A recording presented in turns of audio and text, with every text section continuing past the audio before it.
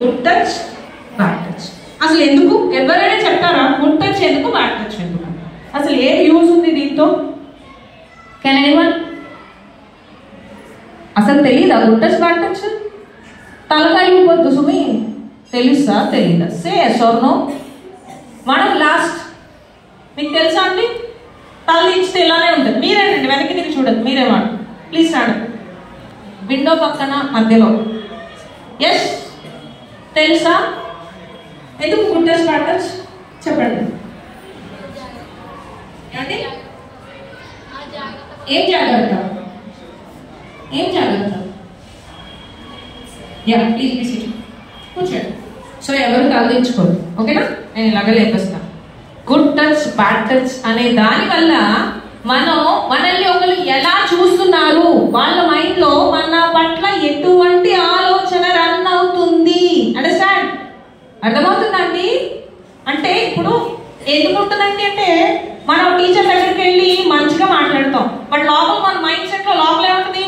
హే ఈ టీచర్ ఎప్పుడు కొడుతూనే ఉంటుంది అబ్బా, పర్లేదు ఈ టీచర్కి ఉంటుందా లేదా? మీ మైండ్ లో ఉందా లేదా? బట్ బయటికి అదే విషయం చెప్తారా? బయటికి ఏం చూపిస్తారు మీరు? చక్కగా నవ్వుతా మాడం, మీరు ఏం చెప్తే అదే చేస్తాను అన్నట్టే మీ బిహేవియర్ బయటికి కనిపిస్తుంది. బట్ మైండ్ సెట్ ఎలా ఉంది?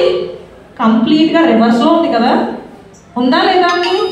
So in the same way మీరు సొసైటీలోకి వెళ్ళిన తర్వాత లేదా మీ చుట్టుపక్కల అవ్వచ్చు, మీ అన్నదమ్ములు అవ్వచ్చు, మీ చుట్టాలు బంధువులు ఎవరైనా, మీ ఫ్రెండ్స్ వాట్ ఎవర్ ఎవరైనప్పటికీ మిమ్మల్ని ఏ విధంగా రిసీవ్ చేసుకుంటున్నారు, మీ పట్ల వాళ్ళకి ఎటువంటి ఆలోచన విధానం ఉంది అనేది వాళ్ళ చేతల్లో తెలుస్తుంది.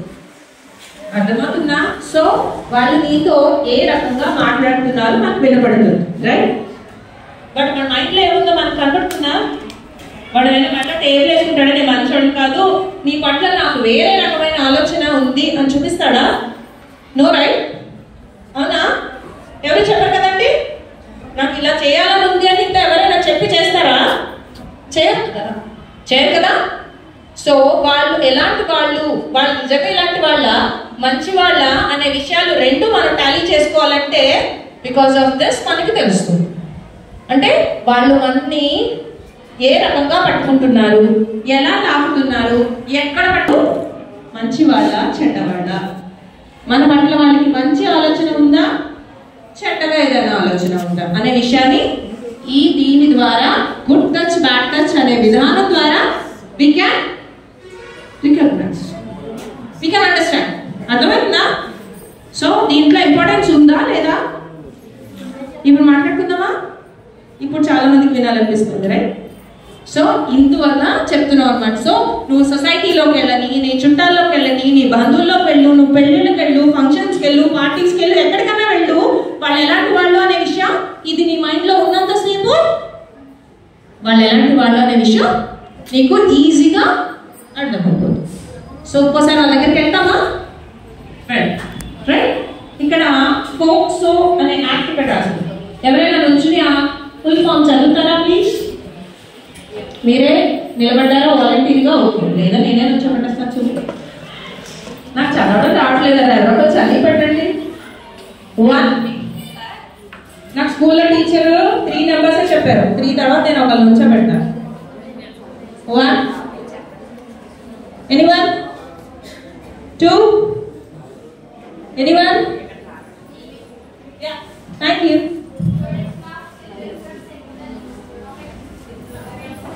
yes protection దేని నుంచి? Sexual offences. చాలా రకాల దోపిడీలు తెలుసు కదా మనకి. మన చైన్ దొబ్బేశారు, లేదా ఇంట్లో బంగారం దొబ్బేశారు, లేదా మాస్తి దొబ్బేశారు. వీటన్నిటికన్నా ఇంపార్టెంట్ సెక్షువల్ అఫెన్సెస్ అంటే లైంగికంగా మనల్ని దోచుకోవడం అని చెప్పచ్చు. దీంట్లో చెడ్డ విషయం కానీ, మనం తెలుసుకోకూడని విషయం కానీ, మనం సిగ్గుపడే విషయం కానీ ఏమీ లేదు. ఎందుకంటే ఈ రోజున ప్రతి చిన్న విషయం, ఈవెన్ పుట్టిన అంటే వాడికి ఇది అర్థం అవుతుంది అనే వయసు నుంచి కూడా ఇలాంటి విషయాలు చెప్పడం చాలా అవసరం. ఈవెన్ స్మాల్ కిడ్స్ మనం చూస్తుంటాం. 3.5 years బేబీ. 3.5 years అంటే ఖచ్చితంగా వాళ్ళ బేబీ అని అనాలి, అంతే కదా. చిన్న పాపలు, బుల్లి పిల్లలు అని అంటాం. రైట్. 3.5 years అంటే మన 3.5 years అప్పుడు మనం ఏం చేసామో మనకి ఏమైనా ఐడియా ఉందా? ఎనీవన్? అట్లీస్ట్ 5 years అప్పుడు నేను ఇలా ఉన్నాను, నేను ఈ పని చేశాను అనే విషయం మనకి ఎవరికైనా గుర్తుంటుందా? సో అలాంటి వాళ్ళ పిల్లల పట్ల కూడా ఈ రకమైన ఆలోచన విధానం ఉందంటే మన విషయాలు తెలుసుకోవాలా, సిగ్గుపడాలా? సిగ్గుపడాల్సిన ఆలోచన అయితే అస్సలు. ఈ విషయాలు మనం ఖచ్చితంగా నేర్చుకోవాలి. ఈ విషయాలు మీరు ఇంటికి వెళ్ళగానే మీకన్నా చిన్నపిల్లలు ఎవరైతే ఉన్నారో ఖచ్చితంగా వాళ్ళకి చెప్పండి, వాళ్ళకి నేర్పించండి. అండర్స్టాండ్? ఎవరైనా వస్తారా వాలంటీర్గా నా కోసం ఇక్కడికి? ఎనీవన్? ఇందాకే చెప్పారా నాకు 3 numbers వచ్చేసింది, తర్వాత అసలు రావు. 1 ఎనీవన్? 2 నేనే లేపేస్తాను సుమి, తర్వాత మీరే బాధపడతారు. ఎనీవన్? 3 లేపేనా? యా దాదా వచ్చే, అస్సలు ఆలోచించండి. వచ్చే ఏం భయపడితే చాక్లెట్ ఇస్తాను, అస్సలు భయపడదు. యా చూద్దామా అసలు? అంటే మనందరికీ తెలుసు. అండ్ 1 more డెమో అనుకుందాం, ఓకేనా? ఇంకొకసారి మరి బాగా చూడాలనిపిస్తుంది కదా, పక్క కిటికీలో చూడాలనిపించదు, వెనక్కి తిరగాలనిపిస్తుంది, ఏం చేయాలనిపించదు. ఎందుకంటే ఇలాంటి యాక్టివిటీస్ అందరికీ బాగా నచ్చుతాయి. లాస్ట్లో వాడిని కనిపిస్తుందంటే లాస్ట్ కార్నర్ కనిపిస్తుందా? ఈ బుడ్డది కనపడుతుందా? ఇది బుడ్డదనే అవ్వాలి, చిన్నదే కదా. బట్ ఈ వయసు వాడికి కూడా ఈ విషయాలన్నీ నేర్పించారు. అర్థమవుతుందా? 6th class అంటే హై స్కూల్ పిల్లలు మాత్రమే ఉన్నారు, రైట్? యా అంటే కనపడతారా? ఇంకా వెనక్కి నుంచోవాలా? అవసరం లేదు కదా. యా ఇప్పుడు గుడ్ టచ్ బ్యాడ్ టచ్ అలా బట్టి పట్టే విషయాల కన్నా కొన్ని విషయాలు నేర్చుకున్నాం. మనకి ఇబ్బంది పడనంత వరకు అది గుడ్. అర్థమైందా? అంటే ఇబ్బంది కలగనంత వరకు, అంటే నేను ఎక్కడో డిస్కంఫర్ట్ ఫీల్ అవుతున్నాను, నాకు అస్సలు నచ్చలేదు వాళ్ళు అన్నిసార్లు నన్ను ముట్టుకోవడం కానీ అక్కడ పట్టుకోవడం కానీ, అంటే అది కంపల్సరీగా ఏమవుతుందండి? Bad touch. ఇంకా ఇక్కడ అక్కడ ఇంకా ఎక్కడో అసలు ఆ విషయాలే వద్దు, ఓకేనా? నాకు ఇబ్బంది కలుగుతుంది అంటే అది కంపల్సరీగా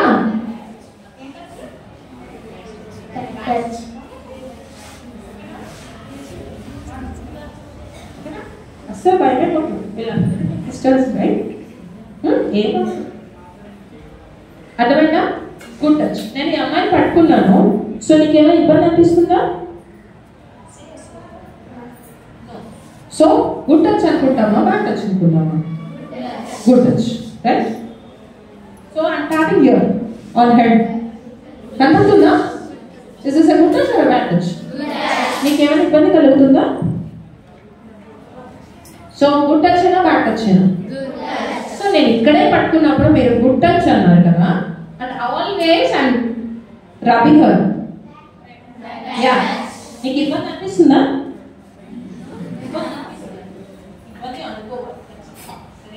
ఒకవేళ మీరు అది ఇబ్బంది అనిపించకపోయినా వాడు అన్నిసార్లు మనల్ని పట్టుకుని అలాగా రబ్బర్ రుద్దుతున్నాడు అంటే అది ఖచ్చితంగా బ్యాడ్ టచే. That's not at all good touch. Understand? అసలు అవసరం ఏముంది? మనం ఏమైనా రబ్బరా? No, right? ఏమన్నా అవునా? మరి బట్టలు మనం ఏమైనా కొలవడానికి? No, right? సో అవసరం ఏదో ఒక్కసారి క్యాజువల్ గా నేను చేసాను, ఇలా పట్టుకుని మాట్లాడుతున్నాను, that is okay. But next level of that is this. కంపల్సరీగా అది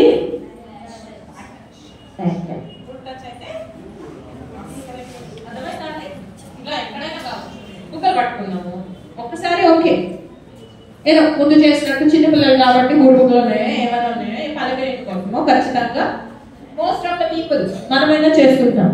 ఎలా ఉన్నాం, ఏం చేస్తున్నాం, it is okay. But unless what is this కనిపిస్తుందా? పరిస్థితి నేను గట్టిగా మాట్లాడుకుంటే అసలు ఇందులో సిగ్గుపడాల్సిన విషయం అస్సలు లేదు. అంతే. అంత సిగ్గుపడే విషయం అయితే మనం ఇక్కడికి వచ్చి ఎంతమందిలో ఇన్ని విషయాలు మాట్లాడుకోము. అది ముందు గ్రాంటెడ్ గా తీసుకోండి.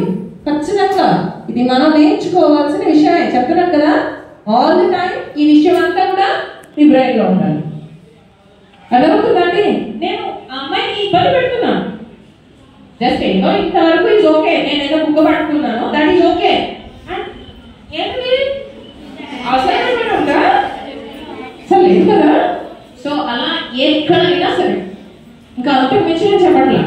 ముందా వెనక చెయ్య కాల అనవసరం, అస్సలు అవసరం లేదు. ఇంకా గట్టిగా మాట్లాడుకుంటే అర్థమవుతుందా? మనకి ఇబ్బంది మోస్ట్లీ పక్కనంటే వాళ్ళు ఎవరైనా కానివ్వండి. అసలు నన్ను అడిగితే అసలు ఎవరైనా మనల్ని ఎందుకు ముట్టుకోవాలి? అవసరం ఏమైనా ఉందా? ముట్టుకోకుండా మాట్లాడలేరా? చెప్పంటారా? ఇది ఫస్ట్ ముందులో పెట్టుకోండి, మీ మైండ్లో ఖచ్చితంగా పెట్టుకోండి. అస్సలు ఎవరిని ముట్టుకునే అవకాశం ఇవ్వద్దు. Even your father, even your father, me father అయినా నీ తండ్రినైనా సరే నువ్వు అనవసరంగా ముట్టుకునే అవకాశం ఇవ్వకండి. ఖచ్చితంగా కరాకట్టిగా చెప్పేసేయండి, ముట్టుకోకుండా మాట్లాడదాం. మనం ఇక్కడ ప్రొటెక్షన్ అని మాట్లాడుకుంటున్నాం. ఇవన్నీ చేసినప్పుడు అంతవరకు వెళ్ళాం. ప్రివెన్షన్ ఈజ్ ఇంపార్టెంట్, అంతే కదా? అసలు ఒకరిని మన మీద చేసే అవకాశమే ఇవ్వనప్పుడు వాడు మనల్ని తోవాల్సిన పని ఎందుకు వస్తుంది కదా? అవునా? నువ్వు చెయ్యి వేసేలాగా టైం ఇచ్చావు, సో నేను అడ్వాంటేజ్ తీసుకుంటాను, నేను సభ రుద్దినట్టు రుద్దేస్తున్నాను. అండర్స్టాండ్? Last 3 benches. మీరు వెనక తిరగలేదు, మీరు ఇక్కడికి వచ్చేస్తారు వెనక తిరిగితే. అర్థమైందా? అసలు ఎవరిని మన మీద చెయ్యి వేయనివ్వద్దు అనేది నా కాన్సెప్ట్. దీనికి ఓకేనా మీకు? అసలు ఎవరిని వేయనివ్వద్దు. బావలు, మావయ్యలు, అన్నయ్యలు, తాతయ్యలు, నేను ఇక్కడ మీ ఫాదర్తో సహా చెప్తున్నాను. మిమ్మల్ని ముట్టుకునే రైట్ ఎవరికి లేదు, అది మైండ్లో పెట్టుకోండి. అసలు ముట్టుకొనివ్వద్దు ఎక్కడైనా సరే. అర్థమవుతుందా అండి? ఎవరైనా ఈ రోజు నుంచి ఏం గుర్తుపెట్టుకుంటారు? అసలు నో టచ్ కదా? గుడ్ టచ్ బ్యాడ్ టచ్ కాదు, అసలు నో టచ్ అని చెప్పండి. ముట్టుకోకుండా మాట్లాడమని చెప్పేసాను. సో ఇలాంటివి కొన్ని ఇంకా జరిగిన తర్వాత చూద్దాం. జరిగినాయి అనుకుందాం. జరిగిన తర్వాత బట్ మీరు చాలా మంచి పిల్లలు కాబట్టి మీ పేరెంట్స్కి వెళ్ళి చెప్పారు. చాలా మంది పేరెంట్స్ ఏం చెప్తారంటే, సరే ఈ విషయం ఇంకెవరికి చెప్పకు, మళ్ళీ సరే జరిగితే చూద్దాము అని. అంటే ఏంటి? మళ్ళీ ఇంకొకసారి జరగాలని ఎక్స్పెక్ట్ చేస్తున్నారా? అదేమైనా మంచా మళ్ళీ మళ్ళీ జరగడానికి? లేక మీ మైండ్ సెట్కే అనిపించవచ్చు, ఈసారి ఎస్కేప్ అయిపోయాం కదా, నెక్స్ట్ టైం చూస్తే నెక్స్ట్ టైం చూద్దాం, నెక్స్ట్ టైం జరిగితే చూద్దాం, నెక్స్ట్ టైం జరగడం ఉండదు. నెక్స్ట్ టైం జరిగిన తర్వాత నువ్వు ఇలాగా మాట్లాడుకునే అవకాశం కానీ చెప్పే అవకాశం కానీ మోస్ట్లీ రాకపోవచ్చు, రైట్? సో ఏదైనా ఫస్ట్ టైమే ఆపాలి ఖచ్చితంగా. అర్థమైనా? వాళ్ళ దగ్గరికి వెళ్ళడం మానేద్దాంలే, అలాగా ఇంకోసారి జరిగితే చూద్దాంలే, మళ్ళీ జరిగినప్పుడు చెప్దాంలే, వద్దు. అస్సలు ఈ కాన్సెప్ట్ అస్సలు వద్దు. అసలు వెంటనే మీ పేరెంట్స్కి ఇన్ఫార్మ్ చేయండి. వీలైతే అలాంటి వాళ్ళు ఎవరిని ఇంటికి రానివ్వద్దు, వాళ్ళ ఇళ్ళకి వెళ్ళొద్దు. అర్థమవుతుందండి? ఈ విషయాలన్నీ మైండ్లో పెట్టుకోండి. అండ్ నెక్స్ట్, మనం కనబడగానే ఎవరు మన ఒంటి మీద చేయరండి. అర్థమవుతుందా? ఎవరైనా మన వెంట మీద డైరెక్ట్గా ఒంటి మీద చెయ్యరు, చేస్తే అది రేప్ కేసెస్లోకి వెళ్ళిపోతుంది. అలాంటి వాళ్ళు మాత్రమే డైరెక్ట్గా మనల్ని ఆల్ ఆఫ్ ఎ సడన్ ఒక్కసారి సడన్గా మనం ఎవరో తెలియదు అనే వాళ్ళని డైరెక్ట్గా మనల్ని తీసుకెళ్ళి ఏదో చేయడం అనేది జరుగుతుంది. అండ్ ఇలాంటి కేసెస్ మోస్ట్లీ ఎక్కడి నుంచి స్టార్ట్ అవుతాయంటే, మనకి చాక్లెట్స్, బిస్కెట్స్, గిఫ్ట్స్, మనల్ని బయటికి తీసుకెళ్ళడము లాంటి చోట్ల నుంచి మొదలవుతుంది. అవునా? మనం వాటికి ఎడిక్ట్ అయిపోయాం. మనకి ఫోన్ ఇస్తాం మనం గేమ్స్ ఆడుకోవడానికి. ఈ మధ్య ఎక్కువ అయితే చాక్లెట్స్ గేమ్స్ ఆడుకోవచ్చు కదా, ఇది చూడు ఎలా ఉందో, అది చూడు ఎలా ఉందో అని చూపిస్తారు. సో అది మనకి చాలా ఎంటర్టైన్మెంట్గా అనిపిస్తుంది. మన మైండ్ దాని వైపు డైవర్ట్ అవుతుంది. సో బై దాట్ ఏమవుతుంది, వాళ్ళు మనల్ని జాగ్రత్తగా వాళ్ళ కూర్చోబెట్టుకుంటారు. అవునా? అది మనకి ఏమి ఇబ్బంది అనిపించదు, ఎందుకంటే మన మైండ్ అంతా ఎక్కడుంది?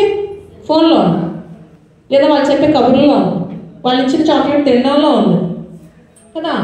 అవునండి? అవునా? సో ఇవన్నీ ఆపేస్తే వాళ్ళకి అవకాశమే దొరకదు. అక్కడి నుంచే స్టార్ట్ అవుతుంది. మన చుట్టాలు, బంధువులు ఇవన్నీ అనుకున్నాం కదా, వీళ్ళందరూ మనల్ని ఎప్పటి నుంచో అదే విధంగా ఎప్పుడు దొరుకుతారా అని. అవునా? ఎప్పుడు సండే వస్తుంది, ఎప్పుడు నాన్ వెజ్ చికెన్ మటన్ ఎప్పుడు తిందామని మనం ఎప్పుడు వెయిట్ చేస్తున్నాం. కార్తీక మాసం కదా, ఇంట్లో అమ్మ పెట్టట్లేదు, ఎప్పుడు అయిపోతారా బాబు అనిపిస్తుందా? So in the same way మిమ్మల్ని చూసినప్పుడు కూడా వాళ్ళకి అంతే టెంప్టింగ్గా అనిపిస్తుంది. అదొకటి. ఎందుకు మీరు చిన్నపిల్లలు ఇవన్నీ ఏమీ మీకు తెలియదు, ఇంట్లో వాళ్ళకి మీరు చెప్పడానికి భయపడతారు అనే విషయాలు వాళ్ళు అబ్జర్వ్ చేస్తారు. బయట వాళ్ళు ఫర్ సపోజ్ నేనే అనుకుందాం, నాకు ఎలాంటి విషయాలు జరిగితే ఊరుకుంటామా? లేదు కదా. మీరు చిన్నపిల్లలు కదా, సో ఏం జరుగుతుంది? మీరు బయటికి చెప్పరు.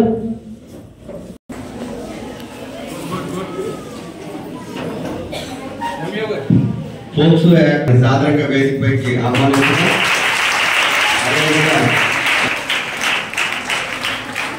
అలాగే మా పంచాయతీ ఎగ్జిక్యూటివ్ ఆఫీసర్ గారు నాగేంద్ర గారు కూడా సాధారణంగా వేదికపైకి ఆహ్వానిస్తున్నాం సార్.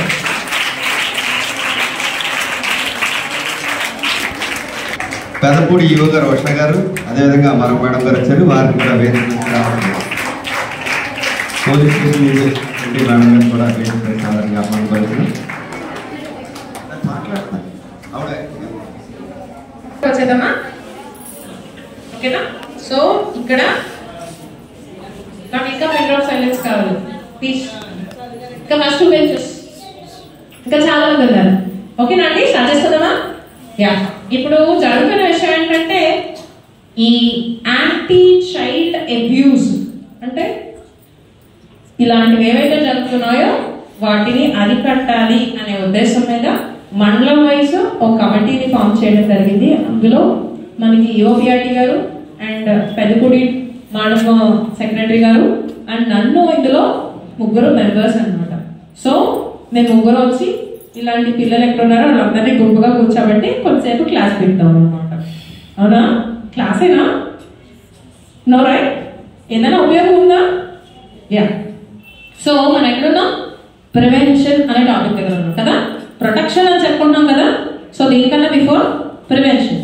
సో 80% మళ్ళీ ఒకసారి చెప్తున్నాను, ఒక్కసారి పొరపాటుగానో ఇలాంటి విషయాలు మనకి తగిలినప్పుడు, మనతో ఎవరైనా ఇలాగా మిస్బిహేవ్ చేసినప్పుడు ఇమీడియట్ గా ద నెక్స్ట్ స్టెప్ ఏంటంటే మీ ఇంట్లో వాళ్ళకి ఖచ్చితంగా ఇన్ఫార్మ్ చేయాలి. ఇంకో వేరే ఐడియానే వద్దు, సెకండ్ థాట్ అస్సలు వద్దు. అర్థమైందండి? ఇంకొకసారి జరగాలి, అప్పుడు చూద్దాం, మళ్ళీ వాళ్ళు మనకు కనబడినప్పుడు చూద్దాం, అప్పుడు ఆలోచిద్దాం, అప్పుడు చెప్దాం, అస్సలు వద్దు. అలా మీ పేరెంట్స్ కూడా మళ్ళీ ఇంకోసారి జరిగితే చూద్దాంలే అనే విషయాన్ని మీరు అసలు యాక్సెప్ట్ చేయండి. సెకండ్ టైం అనే దాన్ని అస్సలు యాక్సెప్ట్ చేయండి. ఓకేనా అండి? అర్థమవుతుందా? వెంటనే ఈ విషయాన్ని చెప్పండి. అండ్ ఈ యాక్ట్ ఆల్మోస్ట్ 2012 వచ్చింది. అవునా? అంటే ఇట్స్ ఆల్మోస్ట్ 12 years అయినప్పటికీ ఆగినాయా? అస్సలు లేదు. ఇంకా ఎక్కువైనాయా? ఇంకా ఎక్కువైనాయి అనే దానికన్నా మనకి ఈ విషయాలన్నీ బయటకు వస్తున్నాయి అంతే. అర్థమవుతుందండి?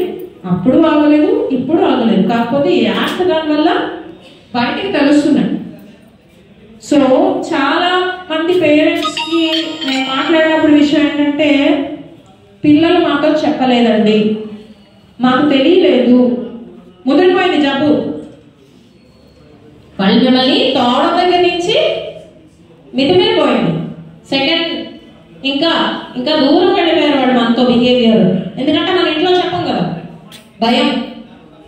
మనకి ఏమైనా కావాలంటే కొనమనే ధైర్యం ఉంది, కానీ ఇలాంటి విషయాలు జరుగుతున్నాయి అవి ఇంట్లో చెప్పాలి, లేకపోతే మనకి ప్రాబ్లం అవుతుందేమో అనే అవగాహన మనకు తెలియదు.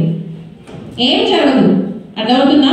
ఇది మన ఇంట్లో చెప్పడం వల్ల లేదా ఎక్కడైనా స్టేషన్లో రిపోర్ట్ చేయడం వల్ల ఏమి జరగదు. మీ పేరు కాదు కదా, ఏమి బయటకు రా. అర్థమవుతుందా? చైల్డ్ హెల్ప్ లైన్ నెంబర్ ఉందా? ఎంత? 1098 or 1098. అవునా? సో ఖచ్చితంగా రిపోర్ట్ చేయండి. అర్థమవుతుందా? చేస్తారా? అసలు చేసే అవసరం ఏముంది? ఇందాక మనం చెప్పుకున్నాం కదా కాన్సెప్ట్. ఏంటది?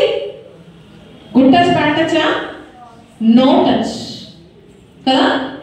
గుడ్ టచ్ బ్యాడ్ టచ్ కన్నా ముందు ఏంటంటే అసలు ఎవరిని మన ఒంటి మీద చేయబద్దు, అంతే కదా.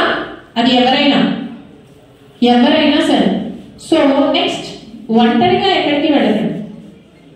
మీ ఫ్రెండ్స్ ఇంటికి, అది లేట్ టైమా ఎర్లీ అవర్సా లేకపోతే ఏ టైం అయినా అసలు ఇంకా కాన్సెప్టే లేదబ్బా. అసలు వద్దు, నీకు ఇండివిజువల్గా నేను బయటికి వెళ్ళి రాగలను అనడానికి ఇంకా చాలా వయసు ఉంది, అవునా? ఇంకా చాలా వయసు ఉంది. సో కాబట్టి స్టిల్ మీ పేరెంట్స్తో మీ అన్నయ్యతో ఎవరైతే ఇలా కాదు అని మీకు అనిపించినప్పుడు మాత్రమే చెప్తానా. సో ఈఓపిఆర్టీ గారిని ఇంకా పెద్దలందరినీ కొంచెం మాట్లాడు అండ్ ఇంకా టైం దొరికితే అర్థం అయితే ఓకేనా. Thank you sir. ఈ కార్యక్రమానికి విచ్చేసినటువంటి పెద్దలు, మన మండల విద్యాశాఖ అధికారి 1 అలాగే 2 వారికి కూడా నమస్కారాలు తెలియజేస్తూ, నా సహచరులైనటువంటి మామిడాడ ఎగ్జిక్యూటివ్ ఆఫీసర్ శ్రీ నాగేంద్ర గారికి, అలాగే పెద్దపూడి ఎగ్జిక్యూటివ్ ఆఫీసర్ శ్రీమతి ఉషారాణి గారికి, అలాగే పెద్దపూడి నుంచి వచ్చిన పోలీస్ వారికి, అలాగే మా సంఘంలో సభ్యులైనటువంటి దోమాడ సచివాలయ పోలీసు శ్రీమతి అమల గారికి, ఇక్కడికి విచ్చేసినటువంటి మీ అందరికీ కూడా ముందుగా అంటే మీకు నమస్కారాలు పెట్టకూడదు, మా వాళ్ళందరికీ నమస్కారాలు తెలియజేస్తూ మీకు నా ఆశీస్సులు అందిస్తున్నాను. Thank you. పట్టండి గట్టిగా.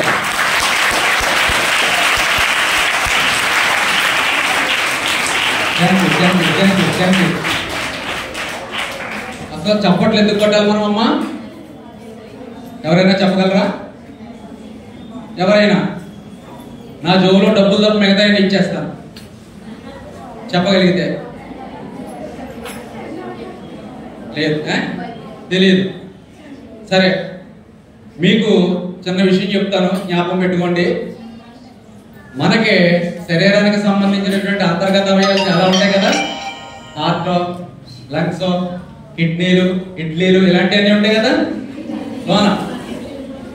అవి స్టిమ్యులేట్ అవ్వాలి అంటే రక్త ప్రసరణ బాగా జరిగితే మెదడుకి ఆలోచన శక్తి బాగా పెరుగుతుంది. అలా చేయడానికి మన అరచేతుల్లోను అరికాళ్ళలోను నరాలన్నీ కూడా కిందకే అమర్చబడి ఉంటాయి. వీటిని స్టిమ్యులేట్ చేయాలి. స్టిమ్యులేట్ అంటే అర్థం ఏంటండి? రాపిడి. అలా చేయగలిగినాడు శరీరం ఉత్తేజమయ్యి కొన్ని రకాలైనటువంటి దోషపూరితమైనటువంటి రోగాలు రాకుండా కాపాడబడుతుంది. యోగాలో చెప్తాడు. మరి కాళ్ళుతో చప్పట్లు పట్టగలమా? ఎగిరి గంతులు వేయాలి. కానీ మరి ఇక్కడ ఒప్పుకోరు కదా ఎవరన్నా. సింపుల్ గా గౌరవప్రదంగా ఉండేది ఏది? చేతులతో చప్పట్లు పట్టడం అంటే మన ఆరోగ్యాన్ని మనం కాపాడుకున్నట్టే. ఏంటి గట్టిగా చెప్పండి. ఏ సందర్భంలో పట్టాలి?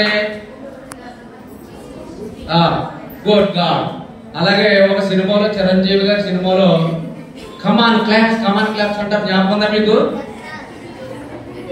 మీకు నవ్వుకుంటే సరే, తర్వాత చెప్తాం. సరే, ఈ రోజు మనం ఎందుకు మీట్ అయ్యామంటే మనకి మీ అందరికీ కూడా మేము తండ్రి స్థానంలో ఉన్నాం. అంటే మీరు నా బిడ్డ కన్నా చిన్నపిల్లలే కానీ నా బిడ్డలు అన్నమాట. మీరు ఇక్కడ ఉన్నటువంటి పెద్దలందరికీ కూడా మీరు మా సొంత బిడ్డలతో సమానం. ఇక్కడ అంతా కూడా గర్ల్స్ ఉన్నారా, బాయ్స్ ఉన్నారా? ఎస్, మీరెవరో బాయ్స్ కాదు, నేనెవరో బాయ్స్ కాదు, మీరు మాత్రమే గర్ల్స్. మరి ఆంటీలు వదిలేస్తారు వెనక, వాళ్ళు చిన్నపిల్లలే కదా. సరే, అసలు విషయానికి వస్తాం. మనకి సైలెంట్ గా వినాలి ప్లీజ్, సైలెంట్ గా వినాలి ప్లీజ్. మనకి మన భర్తతో మన జన్మత సృష్టిలో కొంతమంది మగవాళ్ళు, కొంతమంది ఇంకొంతమంది థర్డ్ జెండర్. తెలుసా మీకు? ఆడగాని మగగాని పార్వతీ పరమేశ్వరుల రూపం అంటారు కదా, వాళ్ళు కూడా సొసైటీలో ఉంటారు కదా. ఎంత తప్పు, అదో జాతి. సరే, అసలు విషయానికి వస్తే మనం ఆడపిల్లలకు సంబంధించినటువంటి వ్యక్తులు, మీ పర్సన్స్ అంతా కూడా సున్నితమైన భావాలు కలిగిన వారు, కాస్త బలహీనమైనటువంటి శరీరం కలిగిన వారు మగవాళ్ళతో పోలిస్తే కదా. కానీ ఈరోజు అనేక రకాలైనటువంటి చట్టసభల్లో మీ ఆడవారి గురించి గళం విప్పి అనేక రకాలైనటువంటి రాయితీలు సాధించి ఈరోజు రాజకీయ పరంగా కూడా మగవారితో సమానంగా మీకు సరి సమానమైనటువంటి 50% అవకాశాలు ఇవ్వాలని మనకి బిల్లు పాస్ అయింది. ఆ విషయం తెలుసా మీకు? మగవారంతో మీరు గట్టిగా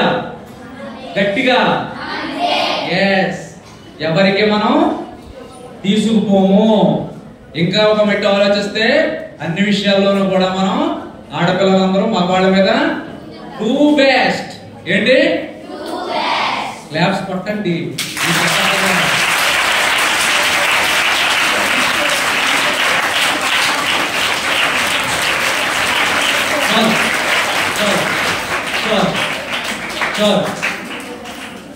ఇక్కడ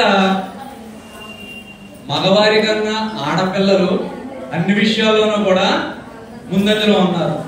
మనకి ఒక రోదిశలో కూడా ఒక అమ్మాయిని పంపించాం. ఎవరండి ఆవిడ? ఎవరండి? కల్పన చావ్లా. గట్టిగా చెప్పండి.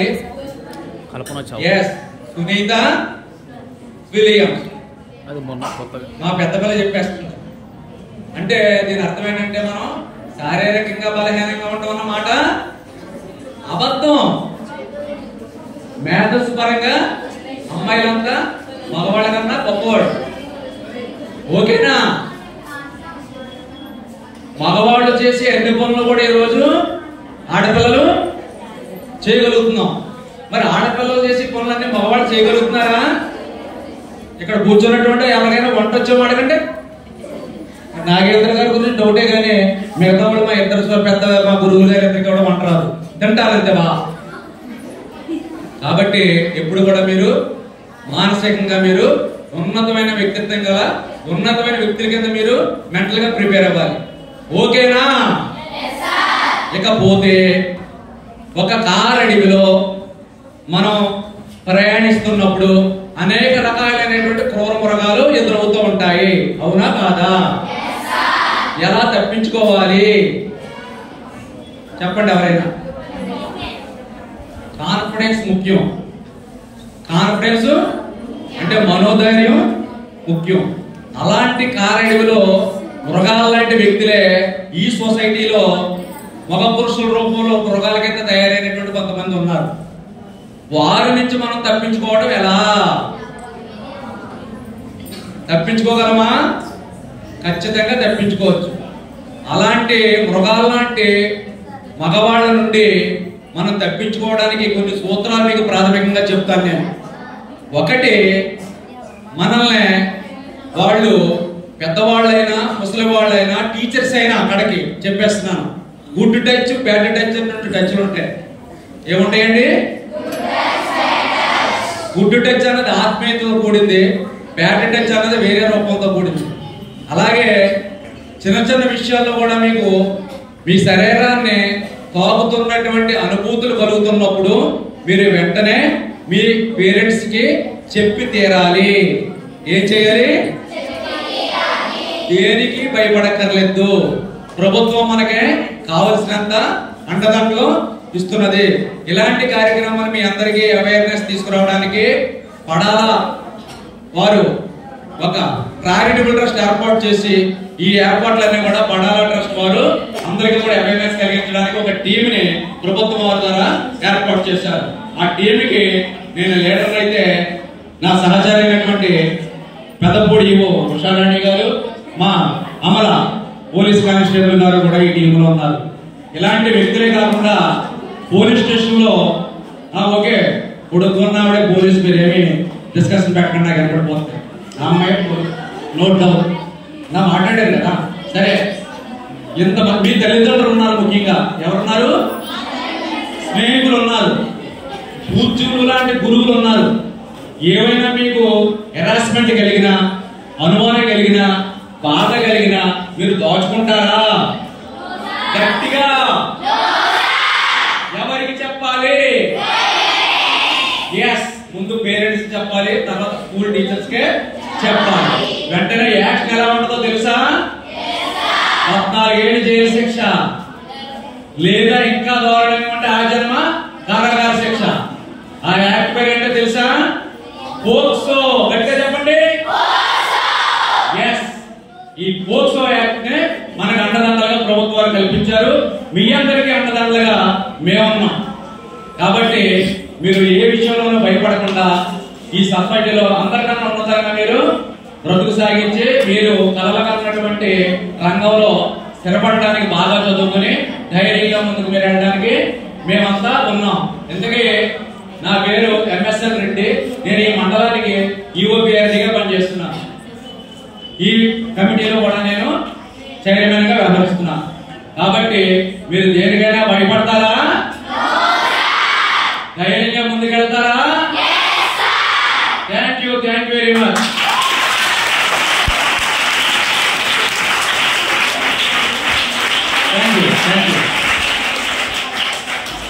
ఎక్కువసేపు చప్పట్లు కొట్టారు. ఇంక మాట్లాడకుండా కూర్చోరా బాబు. మా గురువు గారు మాట్లాడుతున్నా పోతుంది.